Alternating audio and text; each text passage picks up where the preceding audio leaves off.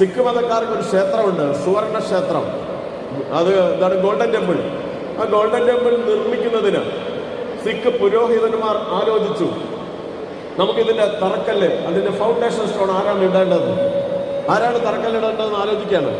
ആലോചിച്ചപ്പോൾ ആ പുരോഹിതന്മാർ പറഞ്ഞു, നമ്മുടെ രാജ്യം സാഹോദര്യത്തിൻ്റെ പുണ്യഭൂമിയാണ്. ഈ നാടിൻ്റെ സാഹോദര്യത്തിന് ശക്തി പകരുന്നതാവണ്ടേ നമ്മുടെ ഈ തറക്കല്ലും. ഇത് നിർമ്മിക്കുന്ന ക്ഷേത്രമാണ്. ഈ ക്ഷേത്രത്തിന്റെ തറക്കല്ല്, ഫൗണ്ടേഷൻ സ്റ്റോണും നമ്മുടെ നാടിന്റെ ബഹുസ്വരതയ്ക്ക്, മനുഷ്യ സാഹോദര്യത്തിന് ശക്തിയും തിളക്കവും നൽകുന്നതാവണം എന്നവർ തീരുമാനിച്ചു. എന്നിട്ട് കുട്ടികൾ ശ്രദ്ധിക്കൂ, ആരെയാണ് അവർ തെരഞ്ഞെടുത്തതെന്ന് അറിയുമോ?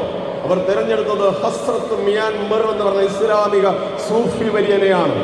മനസ്സിലായോ? ഒരു ക്ഷേത്രത്തിന് ഇസ്ലാമിക സൂഫി വര്യൻ തറക്കല്ലിട്ട നാടിന്റെ പേര് ഇന്ത്യ എന്നാണ്. ആ നാടിനാണ് ഇന്ന് വെല്ലുവിളി നേരിടുന്നത്. അപ്പോൾ നിങ്ങൾ അതിൽ കൂടുതൽ ആ വരികൾക്കിടയിൽ വായിക്കണം. എന്താ നിങ്ങൾ മനസ്സിലായത്? ഈ നാടിന്റെ പാരമ്പര്യം എന്താണ്?